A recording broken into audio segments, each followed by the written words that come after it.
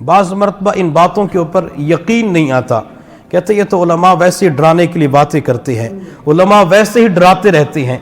یہ تو مرنے کے بعد پتہ چلے گا جب ظاہر کی آنکھیں بند ہوں گی، جب ظاہر کی آنکھیں بند ہوگی اور بندے کو قبر سے واسطہ پڑے گا، قبر کے کیڑوں سے واسطہ پڑے گا، قبر کے سانپ سے واسطہ پڑے گا، بچھو سے واسطہ پڑے گا اور آگ سے واسطہ پڑے گا، اس وقت انسان کہے گا جی ہاں علماء صحیح بتلایا کرتے تھے، علماء صحیح ڈرایا کرتے تھے۔ کبھی انسان عذاب قبر کے حوالے سے فضائل اعمال کتاب جو اس کے اندر پوری دنیا کے اندر جس کی روزانہ عشاء کے بعد یا ظہر کی نماز کے بعد تعلیم ہوتی ہے، کبھی اس کے اندر عذاب قبر کو پڑھ کے دیکھے تو صحیح کہ کس طریقے سے اللہ کے نبی نے عذاب قبر کو بیان کیا ہے۔ آپ صلی اللہ علیہ وسلم تفصیل بیان فرمائی، میں صرف دوسرے کی بات کر لیتا ہوں۔ میرے محبوب نے فرمایا کہ جو بندہ جہنم کے اندر اپنی آنتیں گھسیٹے گا، اپنی آنتیں کھینچے گا، اس کی وجہ کیا ہوگی؟ یہ بندہ دنیا کے اندر پاکی ناپاکی کا خیال نہیں کرتا تھا، یہ بندہ دنیا کے اندر پیشاب کے چھینٹوں سے نہیں بچتا تھا، پاکی ناپاکی کا خیال نہ کرنے کی وجہ سے یہ بندہ قیامت کے دن جہنم کے اندر اپنی آنتیں گھسیٹنے پہ مجبور ہو جائے گا۔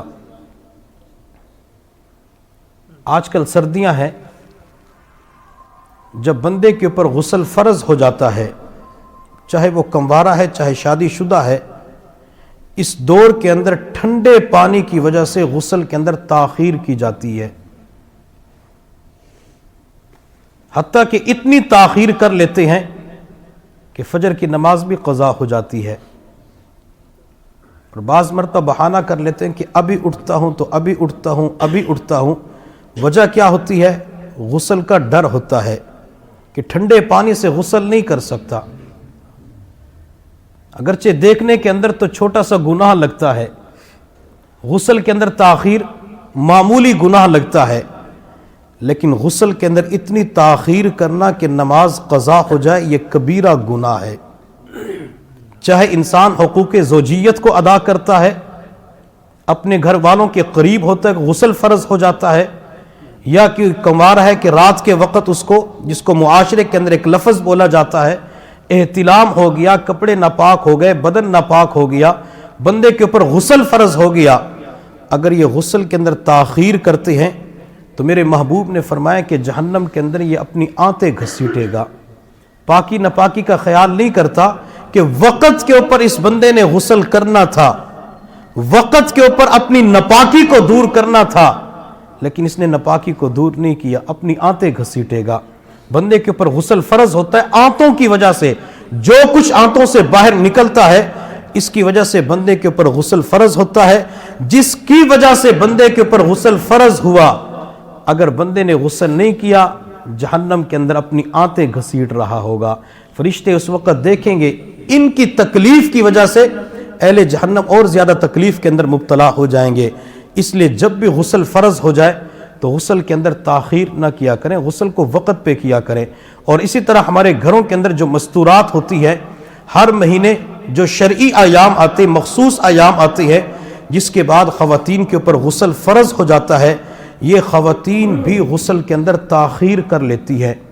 جب غسل کے اندر تاخیر ہوگی تو عذاب قبر کے اندر ضرور مبتلا کیا جائے گا۔ اور بعض مرتبہ غسل کرنے کا طریقہ ہی نہیں آتا۔ ہمارے حضرت فرماتے ہیں کہ میرے پاس ایک لڑکی مدرسے کے اندر آئی تو کچھ اس نے بات کرنی تھی، تو میں نے گھر والوں سے کہا کہ آپ ان سے بات کر لیں، جو بات انہوں نے پوچھنی آپ اس کے جواب دے دیں۔ لڑکی کی عمر 21 یا 23 سال تھی۔ اس لڑکی نے کہا کہ چند دنوں کے بعد میری شادی ہونے والی ہے، تو شادی کے بعد بندے کے اوپر غسل فرض ہو جاتا ہے، تو آپ مجھے بتلائیں کہ غسل کیسے کرنا ہے۔ حضرت جی فرماتے ہیں کہ میرے گھر والوں نے اس خاتون لڑکی سے پوچھا کہ آپ بالغ کب ہوئی تھی، جوان کب ہوئی تھی؟ تو اس نے بتلایا 16 سال کی عمر میں بالغ ہو چکی تھی۔ تو گھر والے کہنے لگے 16 سال سے لے کر 23 سال تک آپ نے غسل نہیں کیا؟ تو اس نے کہا کہ میں غسل تو کرتی تھی۔ کیسے کرتی تھی؟ بس اپنے جسم کے اوپر پانی بہا دیتی تھی، غسل ہو جاتا تھا۔ اب سوچنے کی بات ہے کہ جس لڑکی کو غسل کرنے کا طریقہ نہیں پتا، وہ 16 سال سے لے کر 23 سال تک 7 سال نمازیں پڑھتی رہی ہوگی، نماز قبول نہیں، وضو کیا ہوگا، وضو قبول نہیں، جب سنت کے مطابق اس نے غسل کا اہتمام نہیں کیا، غسل کے فرائض پورے نہیں کیے، اپنے پورے جسم کے اوپر پانی نہیں بہایا، وہ عورت کہاں پاک رہ سکتی ہے؟ ہر وقت ناپاک رہی۔ اور جس گھر کے اندر عورتیں ناپاک رہتی ہیں، غسل فرض ہو چکے، غسل کے اندر تاخیر کرتی ہے، ناپاکی کی حالت میں، جنابت کی حالت میں، وہ گھر کے اندر کھانا بھی بناتی ہے، اور وہی کھانا پھر یہ صوفی بھی کھا لیتا ہے۔ آخر ناپاک بندے کے کھانے کے اوپر اثرات تو پڑتے ہیں، پھر کہتے روحانی طور پہ ترقی نصیب نہیں ہوتی، روحانی طور پہ آگے نہیں بڑھتے۔ جب خواتین کا گھروں کے اندر حال یہ ہوگا کہ وہ ناپاکی کی حالت میں کھانا بنا رہی ہوتی ہے، ناپاکی کی حالت میں گھر کے کام کاج کر رہی ہوتی ہے، ناپاکی کی حالت میں سب کچھ کر رہی ہوتی ہے، 2 دن گزر گئے، 5 دن گزر گئے، آخر اس عورت کا بنے گا کیا؟ اور بعض مرتبہ غسل کا طریقہ بھی نہیں آتا۔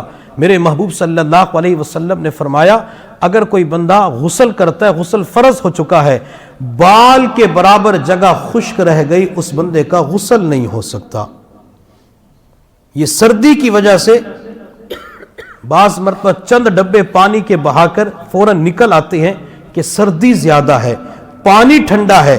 اگر بندے نے غسل کے اندر پورے طور پر پورے جسم کو صاف نہ کیا، پورے جسم کے اوپر پانی نہ بہایا، ہر چیز کو تر نہ کیا، نہ اس بندے کا غسل ہو سکتا ہے، نہ بندے کی نماز ہو سکتی ہے، نہ تلاوت ہو سکتی ہے، وہ بندہ پھر ناپاکی کی حالت میں ہی وقت گزارتا ہے۔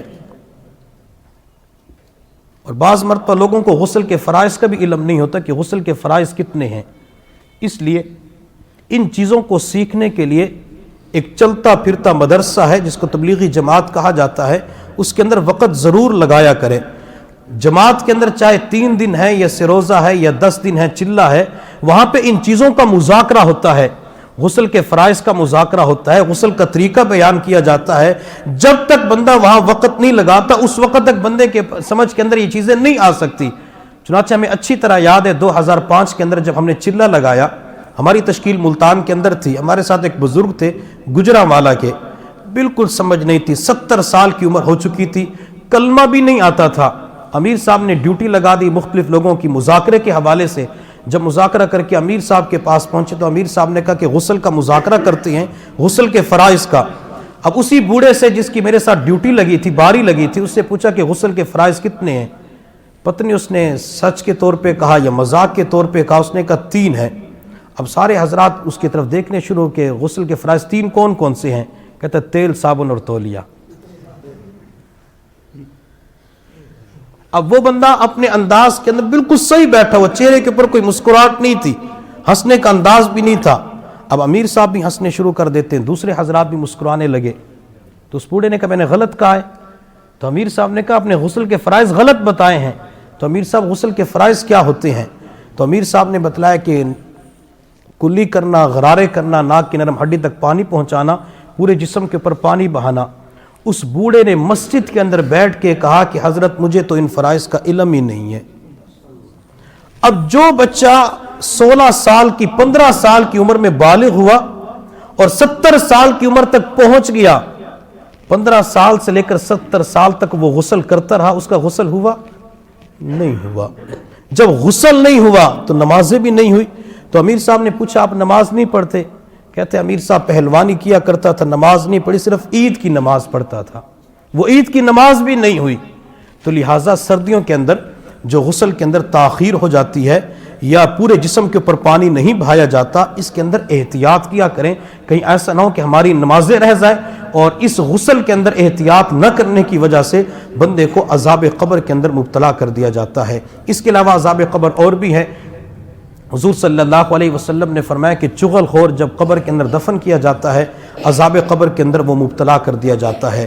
اللہ رب العزت کی بارگاہ میں دعا ہے اللہ تعالی ہم سب کو عذاب قبر سے محفوظ فرمائے، اللہ تعالی قبر کی تیاری ہمیں روزانہ کرنے کی توفیق عطا فرمائے۔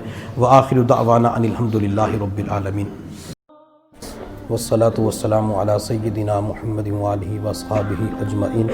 ربنا آتنا فی الدنیا حسنۃ وفی الآخرۃ حسنۃ وقنا عذاب النار۔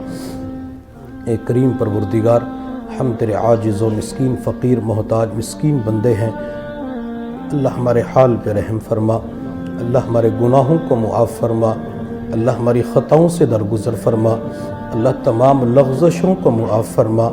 اے کریم پروردگار، مرنے سے پہلے مرنے کی تیاری کرنے کی توفیق عطا فرما۔ میرے اللہ خاتمہ ایمان پہ فرما، اللہ خاتمہ ایمان پہ فرما۔ اے کریم پروردگار، ایمان کی دولت کو ساتھ لے جانے کی توفیق عطا فرما۔ اے میرے مولا، ہم سب کو قبر کے عذاب سے محفوظ فرما، قبر کے فتنوں سے محفوظ فرما۔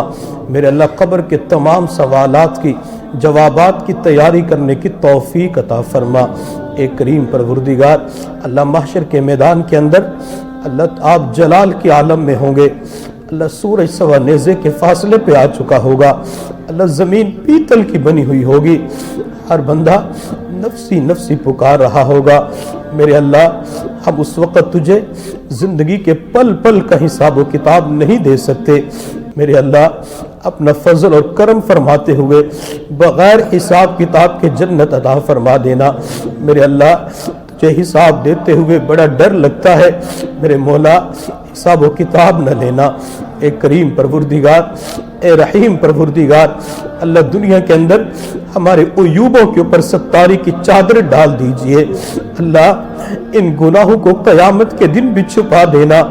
میرے مولا، ہمارے خلوت کے گناہ، ہمارے جلوت کے گناہ، اللہ ہماری زندگی جوانی کے گناہ، اللہ محشر کے میدان میں اللہ کسی کے سامنے نہ کھولنا، اللہ کسی کے سامنے نہ کھولنا۔ اے کریم پروردگار، اے رحیم پروردگار، ہمیں دنیا کے اندر نیک اعمال کی توفیق عطا فرما، اللہ گناہوں سے پاک صاف زندگی عطا فرما۔ میرے اللہ، توبہ کے اوپر استقامت نصیب فرما۔ اللہ اے کریم پروردگار، اے رحیم پروردگار، اللہ جن اعمال کی وجہ سے عذاب قبر ہوتا ہے، اللہ ان اعمال اور گناہوں سے بچنے کی توفیق عطا فرما۔ اللہ جن اعمال کی وجہ سے اللہ قبر کے اندر سکون ملتا ہے، اللہ قبر کے اندر جنت کا بستر نصیب ہوتا ہے، اللہ وہ اعمال پابندی سے کرنے کی توفیق عطا فرما۔ اللہ کسی کہنے والے نے کیا خوب کہا، فرش مخمل پہ اے سونے والو، فرش مخمل پہ اے سونے والو، قبر میں جا کے سونا پڑے گا، اپنے اعمال کا جائزہ لو ورنہ محشر میں رونا پڑے گا۔ چار یاروں کے کندھوں پہ چڑھ کر گھر سے نکلے گی بارات تیری، پہن کر ایک جوڑا کفن کا بس جنازے پہ سونا پڑے گا۔ تیری دلہن جو آئی سہاگن، اس کے ہاتھوں سے اتریں گے کنگن، لاش بے جان پر تیری ان کو اپنا دامن بھگونا پڑے گا۔ فرش مخمل پہ اے سونے والو، قبر میں جا کے سونا پڑے گا، اپنے اعمال کا جائزہ لو ورنہ محشر میں رونا پڑے گا۔ اے کریم پروردگار، قبر سے واسطہ پڑھنا ہے، قبر کی مٹی سے واسطہ پڑھنا ہے، قبر کے اندھیروں سے واسطہ پڑھنا ہے، قبر کے کیڑوں سے واسطہ پڑھنا ہے۔ اے میرے مولا، قبر میں جانے سے پہلے اللہ تیاری کی توفیق عطا فرما۔ اے کریم پروردگار، اللہ جب قبر کے اندر ہمیں رکھا جائے گا، اللہ دوست بھی چھوڑ کے چلے جائیں گے، اللہ والدین بھی چلے جائیں گے، اللہ شاگرد بھی چلے جائیں گے، میرے اللہ پڑوسی بھی چلے جائیں گے، محلے والے بھی چلے جائیں گے، اللہ قبر کے اندر ہم تنہا پڑے ہوں گے۔ میرے مولا، کتنا ڈر لگے گا۔ اللہ وحشت کا گھر ہے، ظلمت کا گھر ہے، اللہ تنہائی کا گھر ہے۔ میرے مولا، جب فرشتے آئیں گے، اللہ تیرے محبوب نے فرمایا نیلے رنگ کی آنکھیں ہوں گی، ناخن لوہے کے ہوں گے، بال ان کے پاؤں کے برابر ہوں گے، منہ سے آنکھوں سے آگ نکل رہی ہوگی۔ میرے مولا، اگر آج دنیا کے اندر کسی جگہ پہ اللہ کو اس طرح بندہ آ جائے، بندے کو ڈر لگتا ہے، کلیجہ باز مرپا پھٹ جاتا ہے۔ میرے مولا، اس وقت قبر کے اندر کیا بنے گا؟ اے کریم پروردگار، ہمیں قبر میں اعمال لے جانے کی توفیق عطا فرما۔ میرے اللہ تیرے محبوب نے فرمایا، جب کوئی بندہ سورۃ الملک پڑھتا ہے، سورہ ملک عذاب قبر سے بندے کو بچا لیتی ہے۔ میرے اللہ، روزانہ رات کے وقت ہمیں سورہ ملک پڑھنے کی توفیق عطا فرما۔ اللہ تیرے محبوب نے فرمایا، جو روزانہ صدقہ دیتا ہے اللہ تعالیٰ عذاب قبر کو ختم فرما دیتے ہیں۔ میرے اللہ روزانہ صدقہ نکالنے کی توفیق عطا فرما، روزانہ صدقہ دینے کی توفیق عطا فرما۔ ایک کریم پروردگار اللہ تیرے محبوب نے فرمایا جب کوئی بندہ فجر کی نماز قضا کر دیتا ہے، قبر کے اندر دفن کیا جاتا ہے، اس کے سینے کے اوپر سانپ مسلط کر دیا جاتا ہے، بندے کو ایک مرتبہ ڈستا ہے، بندہ 70 ہاتھ زمین میں چلا جاتا ہے۔ میرے مولا نمازوں کو چھوڑنے کی وجہ سے قبر کے اندر سینے پہ سانپ مسلط کیا جائے گا۔ میرے اللہ ہمیں نمازوں کی توفیق عطا فرما، نماز جماعت کے ساتھ وقت کے اوپر پڑھنے کی توفیق عطا فرما۔ اللہ نمازوں کے اندر سستی سے محفوظ فرما، نمازوں کے اندر کاہلی سے محفوظ فرما۔ اے کریم پروردگار، اے رحیم پروردگار، ہمارے اٹھے ہوئے ہاتھوں کو قبول فرما۔ اللہ تمام بیماروں کو صحت عطا فرما، کام کاروبار کے اندر برکت عطا فرما۔ اللہ پریشان حال کی پریشانیوں کو ختم فرما۔ میرے اللہ آج دنیا کے اندر جو لوگ تیرے بندوں کا ایمان خراب کرتے ہیں، اللہ تیری ذات سے نظر ہٹا کے دنیا کی طرف لگاتے ہیں، اللہ ان عاملین کے پاس جانے سے محفوظ فرما۔